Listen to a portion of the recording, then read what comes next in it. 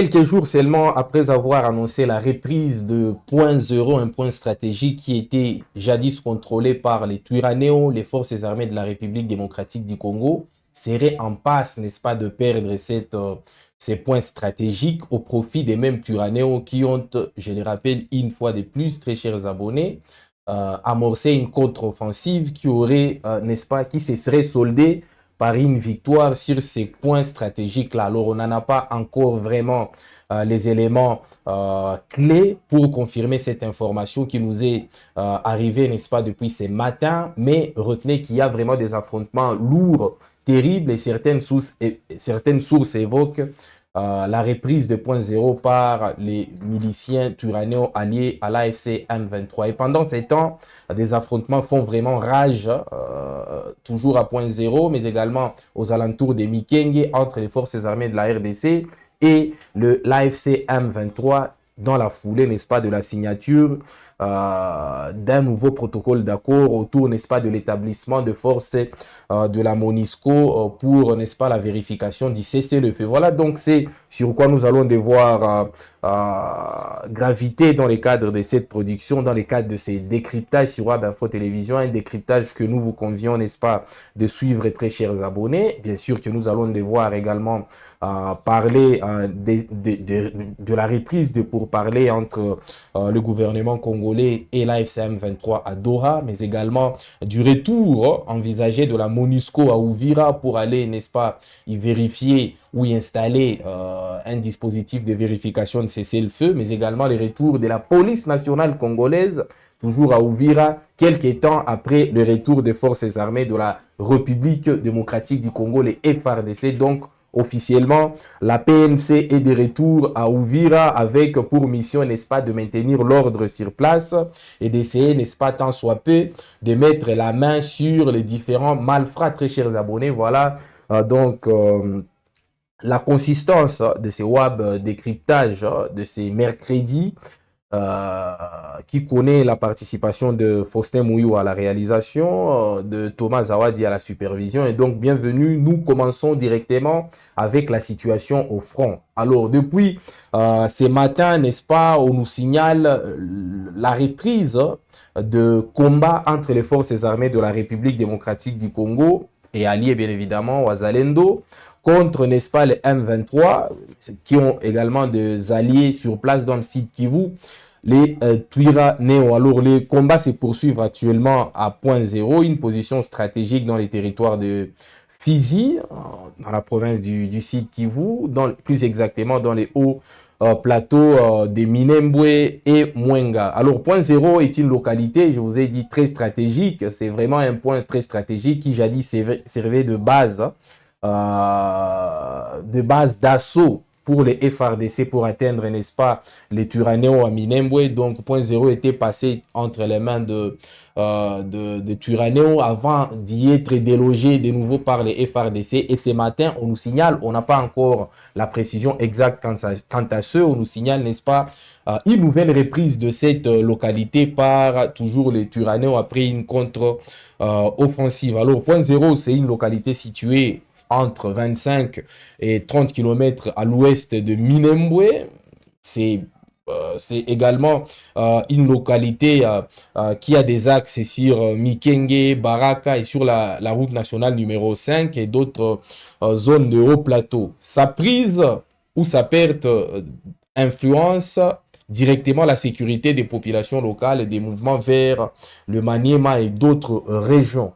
Donc, la prise de Point Zéro est tellement stratégique puisque sa chute ou sa prise influence, n'est-ce pas, les déplacements, la mobilité même des habitants, des populations vers d'autres provinces, en l'occurrence la province du Maniema. Alors, on vous a parlé, n'est-ce pas, de sa reprise effectuée fin janvier, je pense, fin janvier, début février par les forces armées de la République démocratique du Congo, mais pas plus tard que ces matins, disons pas plus tôt que ces matins, on nous a signalé, n'est-ce pas, à travers différents canaux, différentes sources également sur place, que ce sont bel et bien les Twiraneos qui s'y sont installés, mais on n'en a pas encore la confirmation puisque officiellement, les Turaniens n'ont pas encore communiqué quant à ce, et officiellement, les forces armées de la République démocratique du Congo n'ont pas encore communiqué également quant à ce. Voilà pourquoi il nous est difficile, n'est-ce pas, de vous donner exactement ce qu'il en est de la situation dans les hauts plateaux de Minembwe, plus exactement au niveau de point zéro. Mais tout ce que nous pouvons vous dire est que des terribles combats ils sont signalés et on attend toujours le bilan, mais également la position des uns et des autres. Alors, ces nouveaux affrontements surviennent quelques temps après, quelques jours pour être plus précis, après que les FRDC ont, n'est-ce pas, certains canons ont communiqué sur la prise de Minembwe par les forces armées de la République démocratique du Congo. Alors, quelques temps après, cette information avait été démentie.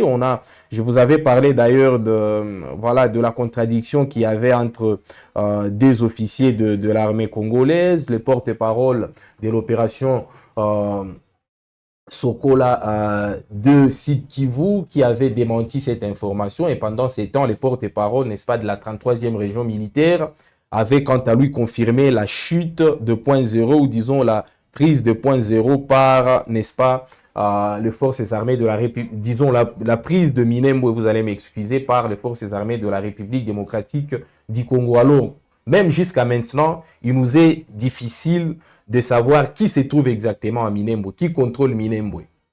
Puisque le capitaine Sylvain Boujanou Sylvain Bijanou, porte-parole de la 33e région militaire, avait confirmé dimanche que les FRDC avaient pris Minembwe.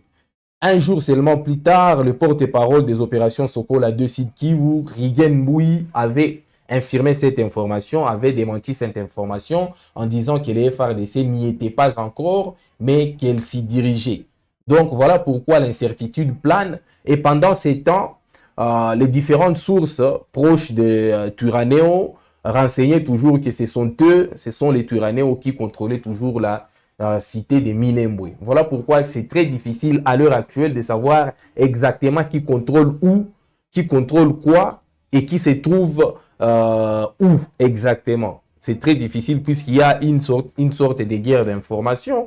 Si on contacte, puisqu'on a essayé un peu de les faire, une source proche des FRDC, elle nous a confirmé que les FRDC sont toujours à point zéro et contrôlent Minembwe. Et pendant ce temps, on a essayé également de recouper d'autres sources, notamment des sources proches des Twirwanéo et des M23. Elles nous ont plutôt confirmé que ce sont les Twirwanéo qui ont récupéré point zéro et ont infligé d'énormes pertes aux forces armées de la République démocratique du Congo. Alors, jusqu'à maintenant, la situation nous paraît volatile, suffisamment volatile pour que nous ne puissions pas, n'est-ce pas, avoir la certitude, pour que nous ne puissions pas en avoir exactement le cœur net. Mais l'information principale est qu'à l'heure où on est en train de vous parler, très chers abonnés, ça fait rage à point zéro et aux alentours de Minembwe, puisque les forces armées de la RDC et les Twirwanéo sont en train de s'y livrer une rude bataille. Très chers internautes, très chers abonnés de WAB Info Télévision. Alors, je vous ai dit que cette bataille-là survient dans la fièvre, n'est-ce pas, de pourparlers des Doha qui ont repris, d'ailleurs lesquels pourparlers ont débouché par plusieurs recommandations. Juste en début du mois de février, les deux délégations, celle de Kinshasa et celle de l'AFC M23, se sont une nouvelle fois de plus rencontrées à Doha. Côté M23, il y avait notamment Mbonipa qui conduisait la délégation de l'AFC M23. Côté Kinshasa, il y a eu des officiels, certains ambassadeurs itinérants du président Tshisekedi qui étaient également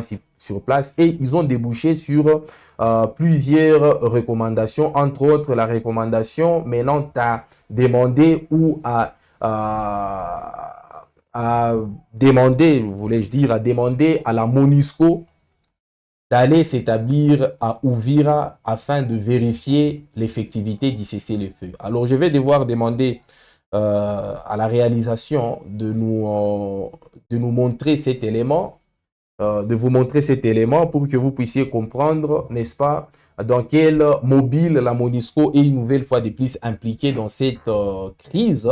La MONUSCO qui s'était retirée, qui s'est retirée de part en part, n'est-ce pas, des zones qu'elle occupait ou des zones qu'elle contrôlait en République démocratique du Congo, mais qui commence de plus en plus encore à revenir sur la carte, puisque la MONUSCO a été, n'est-ce pas, sollicitée pour aller effectuer la vérification du cessez-le-feu à Uvira. À Uvira, où les FARDC sont revenus avec leurs alliés après, n'est-ce pas, le retrait de l'AFCM 23. L'AFCM 23, d'ailleurs, dans la foulée de son retrait, avait demandé à la communauté internationale de trouver une solution afin que, n'est-ce pas, une force puisse être interposée à Uvira pour, n'est-ce pas, vérifier, pour assurer la sécurité de la population et de leurs biens. Mais il n'a fallu attendre, n'est-ce pas, le retour des FARDC et leurs alliés à Uvira pour que finalement, la MONUSCO puisse y être déployée afin de vérifier les cessez-le-feu. Alors, comment la MONUSCO va se déployer à Uvira? Je vais devoir, n'est-ce pas, vous demander de suivre cet élément nous proposé par Faustin Mouyoua pour que vous compreniez exactement ce dont il s'agit, très chers abonnés. Le gouvernement de la République démocratique du Congo et l'Alliance Fleuve Congo, mouvement du 23 mars, ont franchi une nouvelle étape dans le processus de paix en signant ce lundi 2 février 2026 à Doha les mandats issus de la conférence internationale sur la région des Grands Lacs. Cette signature est intervenue à l'issue de la réunion du mécanisme de suivi et de vérification du cessez-le-feu entre les deux parties, organisée par l'État du Qatar dans le cadre des efforts diplomatiques visant à contribuer à la résolution du conflit dans l'est de la RDC. À cette occasion, Kinshasa et l'AFC M23 ont réaffirmé leurs engagements en faveur du respect du cessez-le-feu ainsi que de l'accord cadre de Doha pour la paix signé le 15 novembre 2025. Les deux parties ont également exprimé leur détermination à mettre en œuvre de bonne foi l'ensemble des obligations prévues par cet accord afin de soutenir durablement les processus de paix. La réunion a réuni plusieurs acteurs clés en qualité d'observateurs et de partenaires du processus, notamment les États-Unis, l'Union africaine, la République du Togo en tant que médiateur désigné par l'Union africaine, la mission de l'Organisation des Nations Unies pour la stabilisation en RDC MONUSCO ainsi que la conférence internationale sur la région des Grands Lacs CIRGL. Les échanges ont porté sur l'évolution de la situation sécuritaire, les défis persistants sur le terrain et les perspectives de renforcement du mécanisme de suivi. Les participants ont insisté sur la nécessité de mettre en œuvre des mesures concrètes pour améliorer la vérification du cessez-le-feu, renforcer l'échange d'informations et consolider la confiance entre les parties. Dans ce cadre, les membres du mécanisme ont examiné les plans opérationnels de la MONUSCO et de la CIRGL. Il a notamment été décidé de déployer une première mission de la MONUSCO à Uvira dans les prochains jours afin de surveiller l'application effective du cessez-le-feu. Des canaux de communication ont également été établis pour faciliter le travail de la mission conformément aux dispositions du mécanisme. À l'issue des discussions, les parties se sont accordées sur les prochaines étapes destinées à renforcer l'efficacité du mécanisme et à assurer la tenue régulière des réunions de suivi dans l'objectif de consolider les acquis et d'ancrer durablement la paix dans l'Est de la République démocratique du Congo. Voilà donc, très chers abonnés, le mobile dans lequel la MONUSCO va une nouvelle fois de plus revenir sur les devants de la scène dans la crise sécuritaire à l'est de la République démocratique du Congo. La MONUSCO qui était quasiment déboutée du terrain, qui ne restait, qui ne gardait son influence, qui est dans le cadre plutôt diplomatique, mais qui va devoir finalement revenir sur les terrains. Et on l'espère, n'est-ce pas, qu'elle sera suffisamment efficace puisqu'elle est toujours accusée d'inefficacité partout où elle est en mission. Donc, cela fait suite, n'est-ce pas, au retrait de l'AFC M23 d'Uvira fin janvier 2026, après une brève occupation en décembre 2025 et au retour progressif des autorités étatiques congolaises. On vous a parlé, n'est-ce pas, du retour des forces armées de la République démocratique du Congo et alliés. On va également vous parler du retour de la police nationale congolaise qui est désormais de retour à Uvira. C'est suite à ça qu'un mécanisme de supervision et de vérification du cessez-le-feu a été renforcé via des négociations médiatisées par le Qatar à Doha. Le 2 février 2026, le gouvernement de la RDC et l'AFC M23 ont signé le terme de référence détaillé pour ces mécanismes. Ici, de l'accord de Doha du 15 novembre 2025. Les partis ont chargé la MONUSCO d'envoyer sa première mission de terrain à Uvira dans les prochains jours, c'est-à-dire à partir du 3 au 4 février. Nous sommes en train de parler de la fourchette entre hier le 3 et aujourd'hui le 4 février 2026 pour, avec comme mission, surveiller et vérifier le respect du cessez-le-feu sur les terrains, établir des canaux de communication des terrains pour faciliter le travail, contribuer à la stabilisation en coordination avec la conférence internationale sur la région de Grand Lac, la CIRGL. Donc, il y a 4 missions qui sont assignées à la première délégation de la MONUSCO qui doit normalement atterrir à Uvira aujourd'hui, au plus tard, puisque son déploiement devrait se faire entre le 3 et le 4, c'est-à-dire entre hier et aujourd'hui. Alors, c'est quoi sa mission exactement, ou ses missions, puisqu'il y en a plusieurs? D'abord, de 1, surveiller, et c'est la mission phare, surveiller et vérifier le respect du cessez-le-feu sur les terrains. 2, établir des canaux de communication des terrains pour faciliter le travail. 3, contribuer à la stabilisation en coordination avec la conférence internationale sur la région de Grand Lac, la CIRGL d'ailleurs, qui fait partie de ces organisations-là qui avaient demandé qu'une mission onusienne puisse être déployée à Uvira afin de vérifier, n'est-ce pas, les cessez-le-feu. La CIRGL d'ailleurs qui avait abrité, n'est-ce pas, la réunion extraordinaire de ministres de défense des différents pays membres de la CIRGL. Donc, c'est à partir de cette réunion-là que la CIRGL avait émis la recommandation, n'est-ce pas, de déployer une troupe au niveau de Uvira afin de vérifier qui viole les cessez-le-feu et qui le respecte exactement entre Kinshasa et l'AFC M23. Donc, hier et aujourd'hui, il y a le déploiement de la MONUSCO à Uvira pour, n'est-ce pas, aller s'assurer, n'est-ce pas, de l'effectivité du cessez-le-feu à Uvira. Alors, la MONUSCO, elle est souvent illégitime dans ce genre d'émissions, puisque autant certains la qualifient de tendancieuse,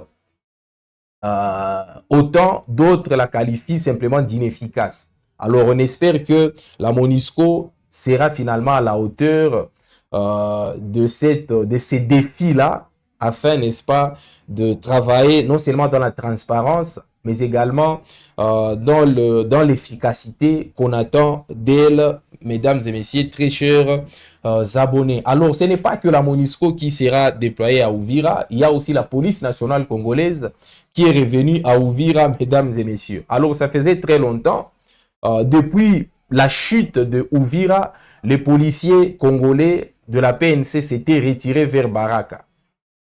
Vers Baraka pour les uns, vers Fizi également pour d'autres. Et ils sont revenus finalement à Uvira après la reprise de la ville, après le retour dans la ville de forces armées de la République démocratique du Congo et leurs alliés. Et donc, la PNC est officiellement de retour également à Uvira. On vous avait récemment parlé de l'intention de Kinshasa de rétablir l'autorité de l'État à Uvira après les retraits de l'AFC M23. D'ailleurs, il y a une feuille de route qui avait été décidée par le gouvernement congolais dans le cadre d'une réunion extraordinaire dirigée ou pilotée par la première ministre Judith Suminwa pour, n'est-ce pas, programmer le retour de l'État dans toutes les zones contrôlées par les M23, pardon.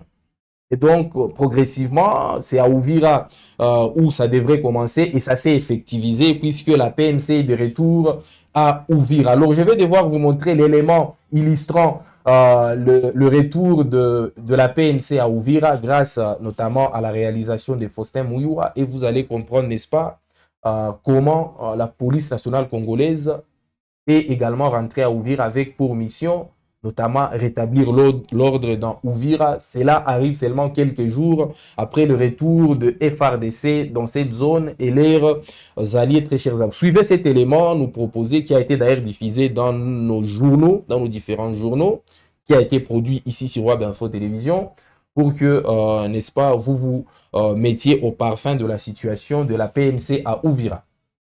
La police nationale congolaise PNC est officiellement de retour à Uvira, arrivée ce mardi 3 février 2026. Les éléments de la police ont organisé leur première parade depuis les replis vers Baraka, survenue en décembre 2025 lorsque la ville était tombée sous le contrôle de l'AFC M23. Cette cérémonie marque un tournant symbolique et sécuritaire pour la cité d'Uvira après 44 jours d'absence des forces de police. Devant les troupes alignées, le commissaire urbain de la police nationale congolaise Uvira a insisté sur la discipline, la responsabilité professionnelle et la franche collaboration avec les forces armées de la République démocratique du Congo FARDC, appelées à travailler ensemble pour consolider la stabilité retrouvée. Présent à cette parade, le maire adjoint et maire à l'intérim d'Uvira a salué le retour des policiers avant de leur rappeler leur mission principale, assurer la sécurité, la quiétude de la population et la protection de ses biens. Il a exhorté les éléments de la police nationale congolaise à agir avec intégrité et proximité envers les citoyens dans un contexte encore fragile. Ce retour de la police nationale est perçu par de nombreux habitants comme un signal fort de rétablissement progressif de l'autorité de l'État et un pas important vers les normalisations de la vie sociale et sécuritaire dans la ville d'Uvira. Voilà donc la bonne nouvelle pour la police nationale congolaise qui est officiellement de retour à Uvira. Vous les avez vus défiler, certains avec des sachets, d'autres avec des sacs, mini d'armes également, certains avec des sandales. Donc, ils sont revenus à Uvira pour, n'est-ce pas, 3 missions: établir et maintenir l'ordre public, renforcer la sécurité des personnes et de leurs biens, mais également contribuer au retour du calme après près de 2 mois d'absence. Voilà donc les 3 missions, pardon, assignées à la police nationale congolaise qui est officiellement de retour à Uvira depuis hier, c'est-à-dire depuis hier le 3 février 2026. La PNC à Uvira après, n'est-ce pas, le redéploiement préalable des FARDC, les forces armées de la République démocratique du Congo. Alors, je vous ai dit que ces retours de la PNC rentrent un peu dans la logique que Kinshasa s'est fixée, c'est-à-dire de rétablir l'autorité de l'État. Partout, dans toutes les zones, c'était ça le contenu de la feuille de route. Ici, de la réunion pilotée par la première ministre Judith Suminwa, c'est-à-dire rétablir l'autorité de l'État dans toutes les zones actuellement contrôlées par les M23. Alors, c'est commencé par Uvira. Je ne sais pas si d'autres zones seront récupérées par les FARDC et verront, n'est-ce pas, la police nationale congolaise y faire son retour. Mais c'était ça la feuille de route du gouvernement congolais. Le gouvernement congolais qui voudrait, n'est-ce pas, restaurer l'autorité de l'État dans toutes les zones contrôlées, n'est-ce pas, par les M23. Voilà donc le contexte dans lequel la PNC a fait son retour avec pour mission, je le rappelle une fois de plus, quasiment les missions régaliennes d'une police: rétablir et maintenir l'ordre public. Rétablir et maintenir l'ordre public, ça veut dire qu'il y avait vraiment beaucoup de désordre. D'ailleurs, on nous en avait parlé à Uvira, où les pilleurs s'étaient livrés à des actes de pillage, des vandalismes. On a vu comment des églises avaient été pillées, des boutiques, des magasins avaient été pillés dans la foulée, n'est-ce pas, du retrait de l'AFCM 23. Après, la deuxième mission, c'est de renforcer la sécurité des personnes et de leurs biens. Voilà, c'est quasiment la première mission régalienne d'une police. Renforcer la sécurité des personnes et de leurs biens. La troisième mission qui est assignée à la PNC, c'est contribuer au retour du calme après près de 2 mois d'absence. Voilà donc les 3 missions qui attendent la PNC à Uvira. On espère que finalement, elle les fera avec, avec professionnalisme, avec également beaucoup de, comment dirais-je, de citoyenneté, beaucoup d'esprit républicain, afin que la population ne puisse plus se plaindre, n'est-ce pas, des bavures de nos policiers, puisque la plupart des policiers congolais se livrent plutôt à des actes inciviques, au pillage, à l'intimidation, à la séquestration. Donc, on espère que pour cette fois, la PNC va faire preuve, n'est-ce pas, de professionnalisme, surtout dans ces contextes où la population en a le plus besoin, mesdames et messieurs. Voilà tout pour cette session de décryptage, cette séance de décryptage. Nous sommes très heureux de vous avoir une fois de plus trouvé nombreux en train de nous suivre. Vous nous suivez de partout. Vous êtes à Uvira, vous êtes à Minembwe pour ceux qui y sont. Nous leur, n'est-ce pas, partageons nos compassions. Point zéro pour ceux qui vivent dans ces zones-là. À Fizi, vraiment, nous compatissons avec les populations de là. Après, nous vous saluons aussi, vous qui nous suivez depuis la diaspora. Vous êtes en Belgique, en France, au Canada, vous êtes en Côte d'Ivoire, vous êtes au Sénégal, un peu partout en Afrique, à Brazzaville. Mais également ceux qui nous suivent à l'intérieur de la RDC, au Katanga, au Kasaï, à Kinshasa, à Goma, pourquoi pas. Merci beaucoup de nous avoir suivis. Je vous donne rendez-vous prochainement pour d'autres sessions de décryptage avec toujours un plaisir renouvelé.